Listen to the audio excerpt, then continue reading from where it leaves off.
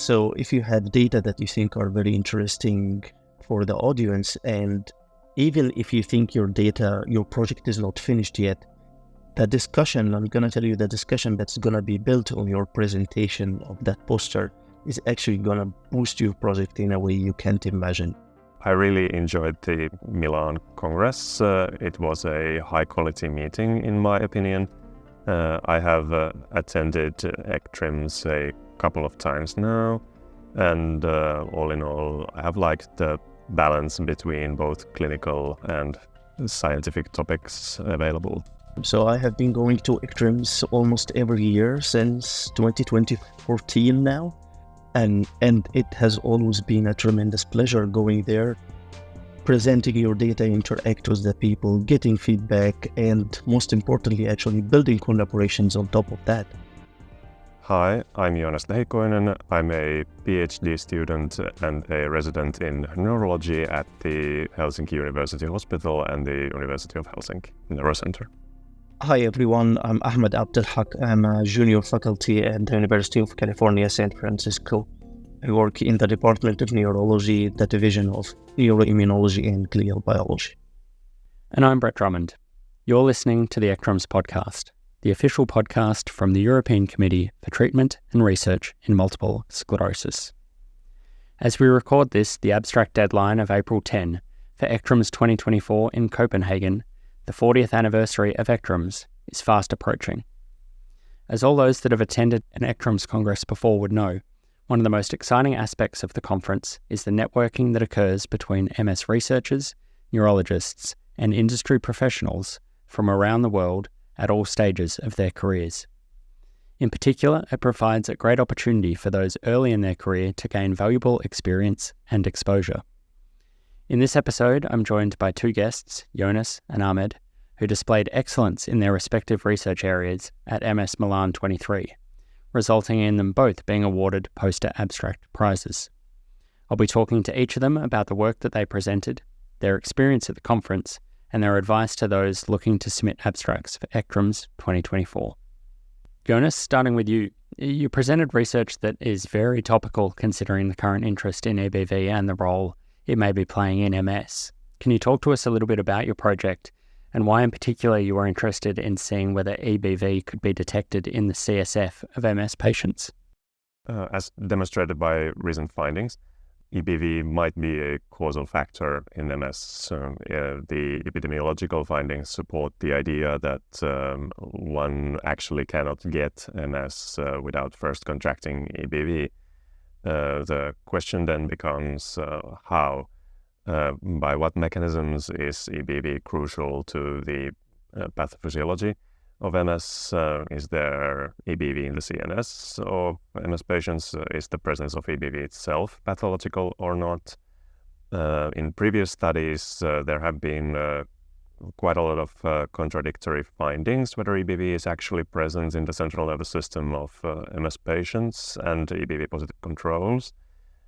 So this sort of made it an obvious starting point for us to uncover the pathology of MS. Yeah, fantastic. Really interesting. So can you just sort of briefly talk us through the methodology that you used to conduct this study? Sure. We first collected spinal fluid samples at diagnostic lumbar punctures from MS patients, 45 in total and 45 EBV seropositive controls as well.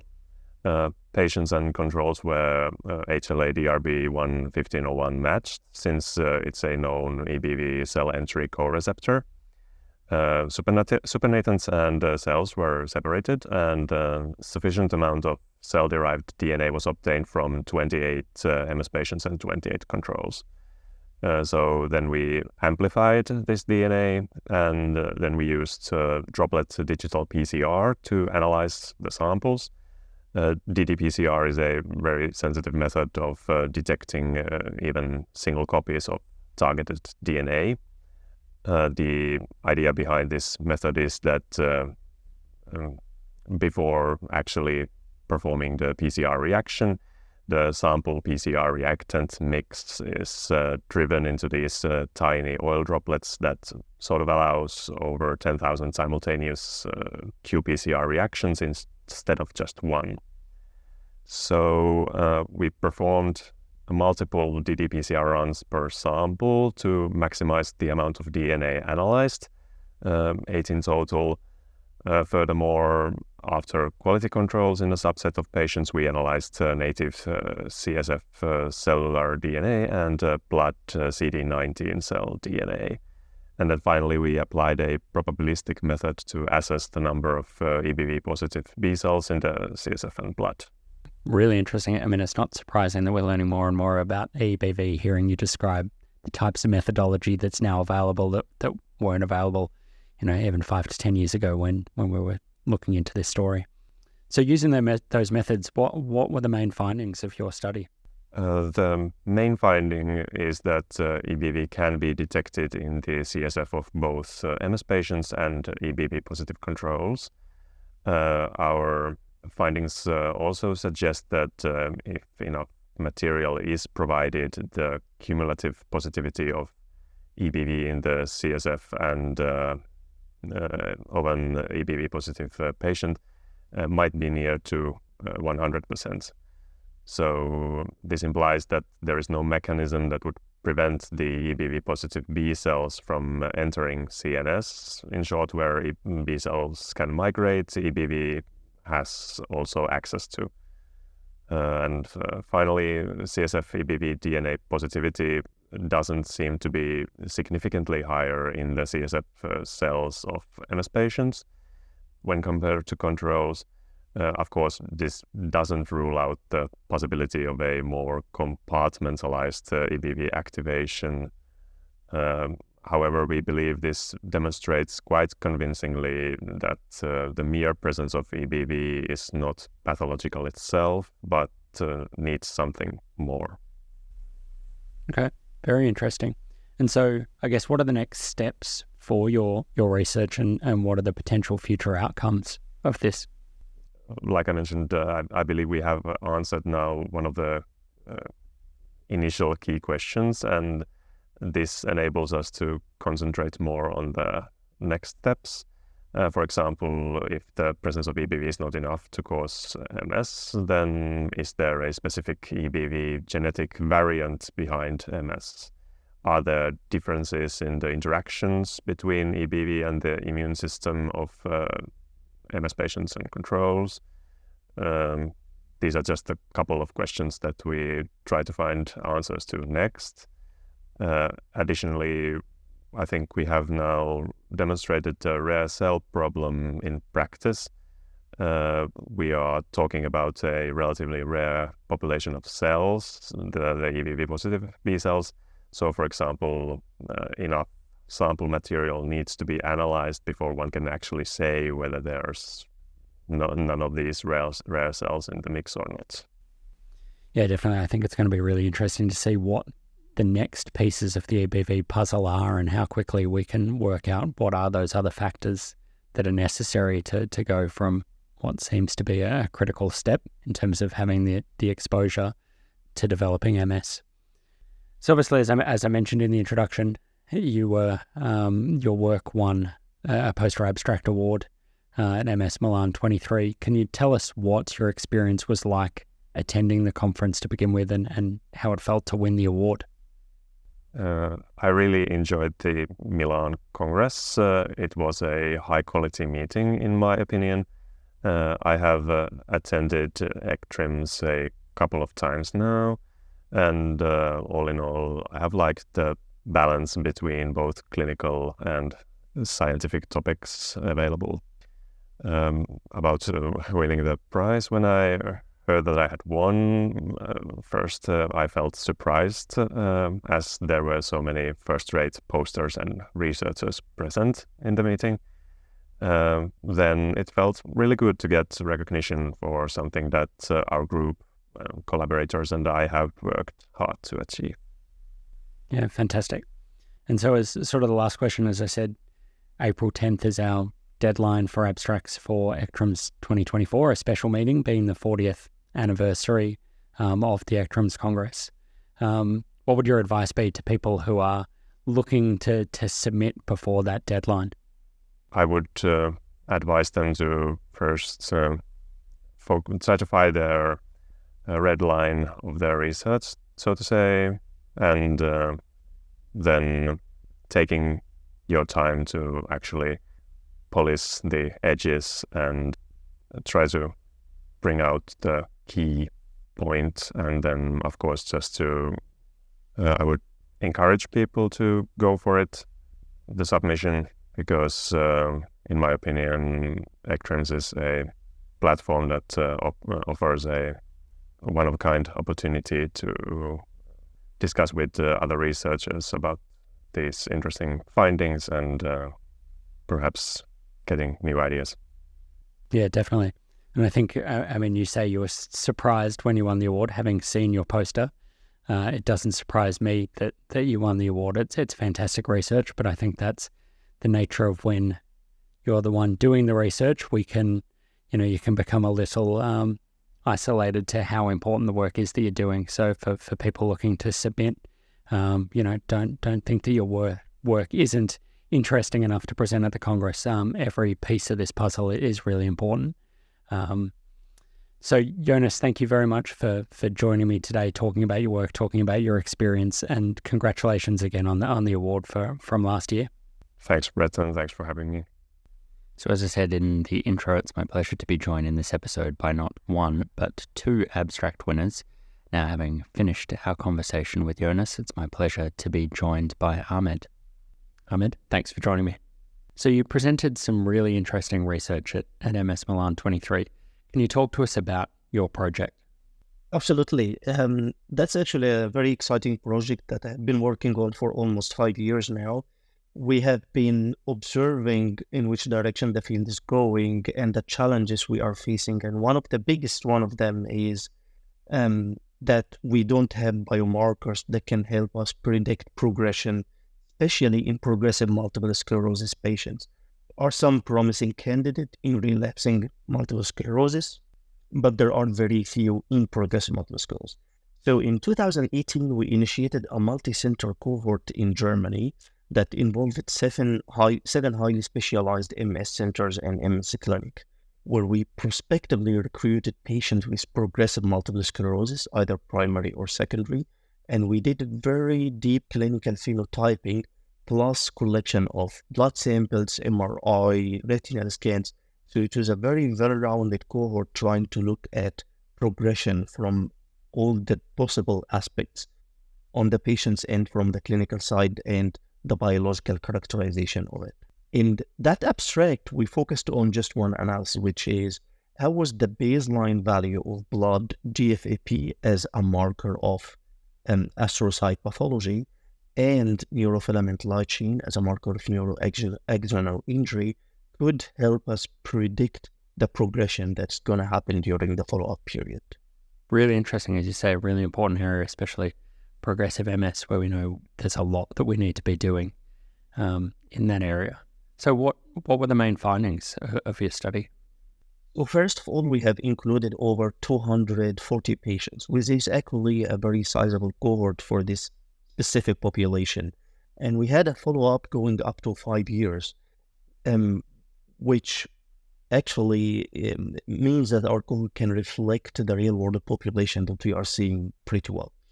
We found that, as we expected actually, that high GFAP values, when we adjust them for age, sex, and body mass index, which are very important confounding factor, those high values were predictive for the population of patients who will develop progression during the follow-up period, especially in patients with primary progressive multiple sclerosis, which was very interesting for us because this is actually a population where we are lacking any reliable tools to predict progression so far. And if we combine high GFAP and low neurofilament light chain, we found that the risk is even higher. That was interesting because this is a little bit contradictory to what you would see in a relapsing multiple sclerosis patient, but it's actually not the first time that this combination was described in a primary progressive MS population. the CLIMB cohort from Harvard found the exact same pattern in their progressive MS patients. So high GFAP alone was predictive for progression, but combining it with NFL, actually the hazard ratio for progression over the almost 3 or 4 years of follow-up we included in this abstract was almost 4. So very high hazard ratio for progression in those participants. So the main finding we have with the GFAP is a very promising candidate to predict progression in this population, particularly when you combine it with neurofilament light chain. Fascinating and interesting that the combination, because often when we're talking about biomarkers, we're looking at one at a time. Interesting study design to look at both, and some really good findings there in terms of the value they may have in being able to monitor them simultaneously. So what are the potential outcomes of this? Obviously a really interesting finding, but how might this be applied in the future? The most promising outcome from my point of view is that this study is one of the very few studies that support a real-world application for GFAP to predict progression in multiple sclerosis. And the findings, of course, need to replicate it in other bigger cohorts, which is something we are actually doing now, but it's still a very good step in the right direction. On group levels, this study can show if you have high GFAP, those are patients that have high risk for progression. So we can, for example, preferentially recruit them in clinical trials that are looking for progression. And on individual patients level, I think we are still lacking some critical information regarding the individual variability of GFAP and regarding the having a really robust data set that reflects what is normal GFAP and what is the magnitude of change of GFAP we would see within a patient in relation to progression. This is all still work ongoing that we are doing with other collaborators at UCSF in Germany and Switzerland and other areas. And I hope we can answer a lot of those questions. I guess in a disease where there's so much uncertainty, being able to, and as you say, we're still a while away from a personalized approach to this, but being able to try and predict what progression is going to be doing, being able to give some level of prognosis, I think is a really exciting potential future for people living with MS as well. Absolutely. It also tells us something about the pathology, actually. Like why is GFAP in particular, in now across multiple cohorts, was associated with progression that well? So what is the role that astrocytes are playing in driving this progression? Which I think is a very interesting aspect, considering that all the treatments we have right now have very low impact on astrocytes. They are all targeting the immune system. There are some promising treatments targeting microglia-related approaches, but there are still a lot to do and to explore about how astrocytes on themselves can be detrimental in the way they behave in MS for the disease course. Do you sort of see that this could be a potential future therapeutic target, especially in, I guess, for some patients who may be in this case where they have these high levels of GFAP? So not GFAP in itself, but definitely the astrocyte pathways. Like what GFAP is reflecting is astrocyte activation. Astrocytes are doing something. There are some amazing groups working on defining what actually the contribution of astrocytes to the disease pathology in MS, and there are some promising pathways that can be potentially targeted in the future. Really, really interesting work. So shifting the conversation slightly, can you tell us a little bit about what your experience was like at MS Milan 23 presenting this work, and I guess how it felt to win the award at such a massive conference where there's so many people presenting? Yeah, it was very exciting time. So I have been going to ECTRIMS almost every year since 2014 now, and it has always been a tremendous pleasure going there, presenting your data, interact with the people, getting feedback, and most importantly, actually building collaborations on top of that. So this year was very special because we also presented other work that was very well received. And of course, we got the poster award, which it was a very pleasant surprise out of those thousands of amazing scientists presenting their data, that your poster gets selected is such an honor, of course. Yeah, well, as I said, it was such excellent work. So maybe a surprise to you, not so much of a surprise to me that it was recognised. As we said in the intro, the abstract deadline is fast approaching, April 10, for people looking to submit for the 40th anniversary of ECTRIMS this year. What's your advice to people who are in the process of getting ready to submit their abstracts?